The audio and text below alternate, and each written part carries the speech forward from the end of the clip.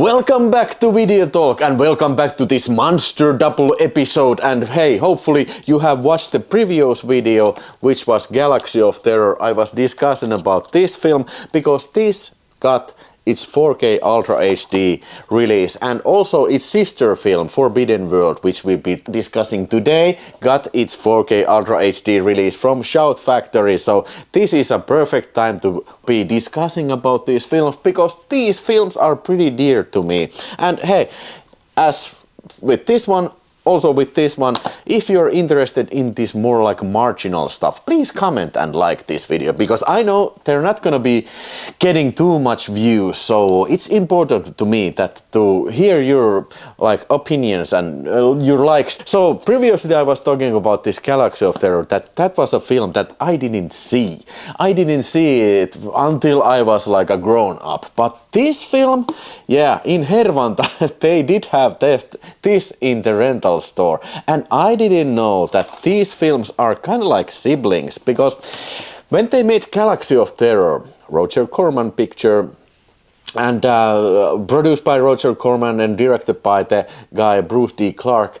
So Roger Corman saw the set, the spacecraft set, and he was thinking that, hey, do not take it down so quickly. I may have another project for it. So he gave a job to Alan Holtzman, the director of Forbidden World, and he said that, hey, we have this spacecraft set, and if you can make, during the weekend, if you can make 8 minutes or 5 minutes, what was it? 8 or 5 minutes of this, like a spacecraft opening scene, then you can direct your film and it can go anywhere. But the, you know, the requirement is to have like a Star Wars scene. But after that, it can do anything. And hey, by the way, I have always wanted to see Lawrence of Arabia, but in outer space. But I think, in my opinion, it's great that they forgot about this Lawrence of Arabia film idea, and they went directly for Alien, and thus Forbidden World was born. Okay, this film is directed by, like I said, Alan Holtzman, and it's starring a guy called Jesse Wind and then a girl called Dawn Dunlap and a girl called June Jadwick, which was my crush when I was watching the V.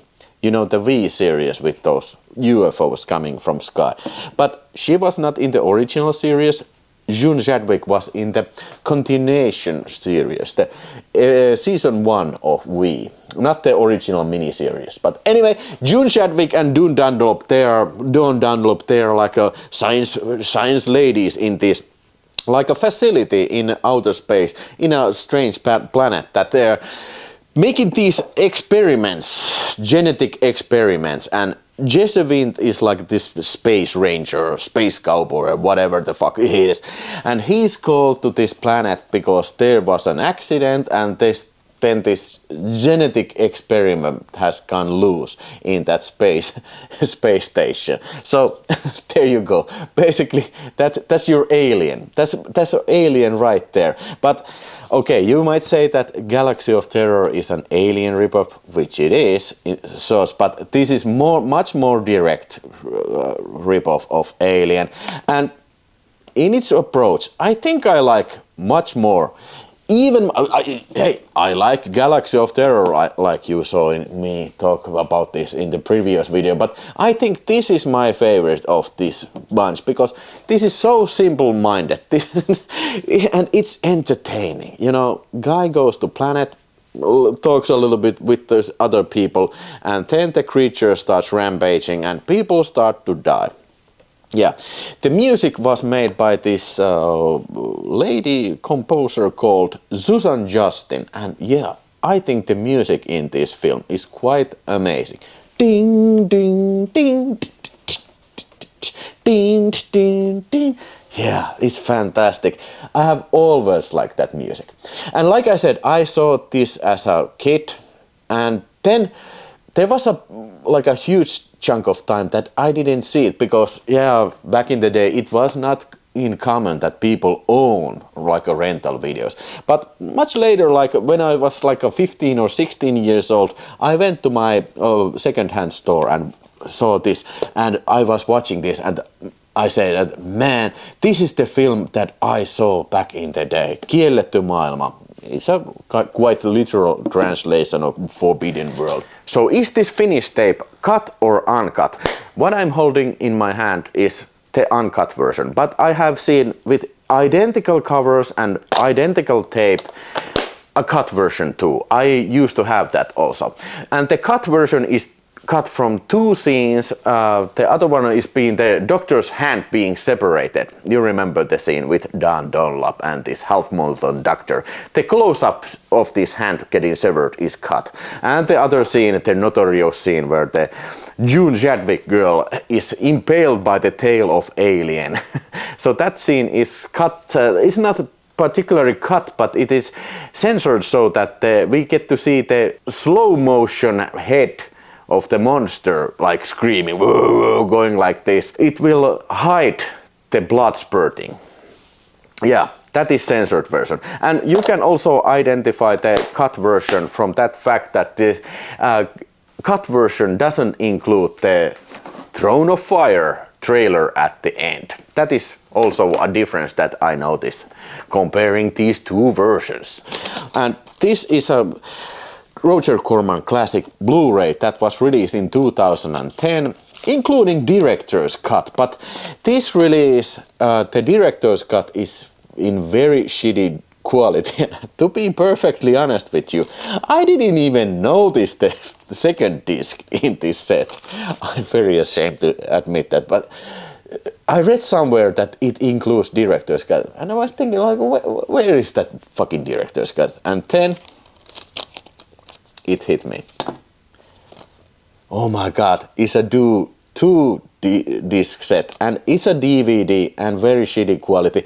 I did not watch it, and I know it got re-released in 2018 or 19, also with the same time the Galaxy of Terror Steelbook came out. It got re-released in 4K master, and I do believe that that version also includes the remastered version of the director's cut in Blu-ray. But now this version, goddamn, this wipes ass with this one, because goddamn, this was a brilliant version. So including theatrical cut and director's cut, man, I watched it again. Okay, like in Galaxy of Terror, the extras are exactly the same than in here. Nice extras, nice interviews and commentary track in director's cut. But this was the first time I actually watched the director's cut, because I didn't know its existence here, and it was in shit quality. But now I watched it first time, and I gotta tell you, there's not too much difference. It's like alternative takes and different kind of stuff, a few minutes worth of time. So this is also, like Galaxy of Terror, very short film, and they Roger Corman, the story goes like this, that Roger Corman, that when he was watching this film with the preview audience, he didn't like that people were laughing at it, so he toned it down, like the humor. He toned humor down, and I couldn't say that this is quite like hilarious film, but he turned the scenes down where in his opinion, people were laughing. So in those scenes, there's not too much, and the longer scenes are like lines here, lines there, like a little bit longer lines there, and a little bit more walking there from place to place or stuff like that. But the most significant things in the director's cut compared to the theatrical cut, the previous version that I have always did. By the way, the director's cut only exists because of the persistence of the director Alan Holtzman. He refused to give the negatives to Roger Corman, and they found a compromise. This is all in the commentary, by the way. They found a compromise with Roger Corman that we stored this negative into the film archive, National Film Archive also. So there they could pick it up and then put it on 4K. Yeah, but the major differences between theatrical cut and director's cut are the sound of robot. In the director's cut, the robot sound doesn't sound like a boy or a girl. It's like a whimsical sound in the theatrical cut, but here it is actually sounding like a robot. More like a robots in the Battlestar Galactica, if you know what I mean. And also the scene that I paid attention to is the final scene, like where this doctor guy, okay, entering a little bit in the spoilers territory, but there's this guy, cancer doctor. He has a cancer, and they are starting to, you know, with a carpet knife, they're starting to make like a surgical operation on him. So that scene is a little bit longer. It's not necessarily gorier, but it runs a little bit longer. It like describes more pain with the doctor, but I think it's more funny because it makes it look like a Monty Python, like the guy smoking a cigarette. Oh my god, it hurts. But Roger Corman toned it down, and that was one single scene that I noticed when I was watching. I had to go check out the differences between the theatrical, but yeah, my point is that the theatrical cut and director's cut, they are not that different from each other. I'd be happy to watch theatrical cut anytime after this. Yeah, it's gory. John Carl Buechler made the gore scenes. I don't know if James Cameron was anymore making film for Roger Corman, and like I said, the only reason Forbidden World exists is because of this Galaxy of Terror. That's the only main reason, because they like reused lots of sets and lots of props in this film. So I'm glad they did, because I like this more. Like I said, this is more like even more fast-paced than Galaxy of Terror, and it has more gore. It has a funny alien. I mean, the monster design is... I don't necessarily say that it's poorly made, but yeah, it's very clumsy. They clearly didn't have like $2 million. I think they have like, I don't know, 500,000 when they making this film. And it was shot very, very quickly. And like I said, John Carl Buechler made some of the gore scenes. And yeah, it has lots of slime and gooey effects and like lots of molten people, like faces molten in. And yeah, there's this one great scene where the alien is killing this one girl and the tail goes up, wazoo, and comes out from the behind of the head, like it impales her. And clearly this is a sexual scene. It's a sexual reference. And in the commentary, director remembers that, yeah, the actor playing this part, she was not happy at all. And she threatened with lawyers that, hey, you need to change this because I don't want to be part of it. But the director had its way. And I think if they would just lose this one scene where the girl is lying on the floor and just lose this one scene, I don't think it would have changed a whole lot of this scene, but okay, it is what it is, and it's great as it is. And yeah, the surgical scene, you know, tearing up the cancer tumor tear is fantastic. How did they come up with this idea? I don't know, but it's funny. And they also go to this Vasquez Rocks in the close to Los Angeles. Of course, it's a Roger Corman movie. They have to go there. And speaking of Roger Corman, I think it's very weird that he reacted like that people laugh at his movie. He was like very serious about that this is a serious horror movie, don't laugh at my movie. Because Roger Corman has done a lot of campy movies, and yeah, for example, from Death Race, I hear that from Death Race 2000 he got some humor out, but I think a very weird approach from him, because yeah, he is the king of bees, the king of camp, so why did he react like this? I don't know. Yeah, great fun, especially, okay, double feature of these, especially if you're having an evening with a larger group of people who love B-movies, drinking a few beers and maybe even shots. This is an absolutely balls to the walls great time. And yeah, this is a great order of things. First start with Galaxy of Terror and then proceed to Forbidden World. And I guarantee you will have a great night. I would definitely rate Galaxy of Terror 4 stars, and also I would definitely rate Forbidden World Also, a little bit stronger 4 stars. I was speaking earlier about the music of this film, the Forbidden World, the Susan Justin soundtrack. Ding, ding, ding. I also have this very ancient German DVD. It is the same theatrical version, obviously, previously only available before this release.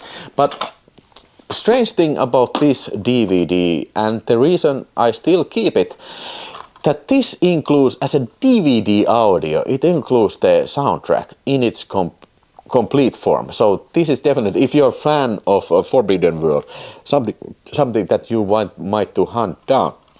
I don't know if there's an LP released of Forbidden World soundtrack. Tell me in the comments, definitely, if there is, because I would be interested in getting this, because from Roger Corman film, this is genuinely something that I really like. It's very eerie and very campy at the same time, and very odd soundtrack. Yeah, if you hear it, I'm sure that somebody has uploaded it into YouTube, so go listen to it if you want to hear it for yourself. But also, one strange thing about this German DVD is that, okay, I don't know, for some reason, the film only runs like 72 minutes, but for some reason they have reused the opening scene. It has an English dub, but even more mysteriously, the recycled opening scene just before the end credits. It doesn't even cut well with the end credits, because if you have seen the film, you know that there's like this long shot from our heroes to the face of the monster laying dead there, and then the credits starts to roll. But this version edits in between, again, the opening sequence, and it's not dubbed in English. It adds like 5 minutes to the runtime. I don't know, because maybe the reason for that is that they wanted to pad more the running time of this film, because it was so short. I don't know what they're talking in that scene, because it's only in German, but I do know that it is 1-to-1 ratio, the first opening scene, you know, where the robot wakes the hero, and then the hero comes yawning and comes to the space, the cockpit of the spacecraft, and starts having this space war with these alien spacecrafts. It's all there and there. I'm sure that they are talking about something else, that yeah, it was quite an adventure in the planet of Zarbia. Was it a Zarbia or something crazy like that? But okay, if some German viewer there has seen the Forbidden World in this German version, could you please explain why is that 2 times? And hey, I'd like to hear your comments about the Galaxy of Terror and Forbidden World. Do you like these films as much as I do? Because I know I like these films, and for this reason, This Is a Mutant was the other name for it, and this earlier Blu-ray has this reversible sleeve as well as this small booklet. And yeah, the same thing goes for this mind warping. I forgot to mention this previous bit, but now consider yourself told about these things too. Hey, thanks for watching, and hope hearing your comments too. Catch you in the next video. Maybe it's a creature feature, maybe it is not, but now, bye bye. Ding ding ding ding ding ding.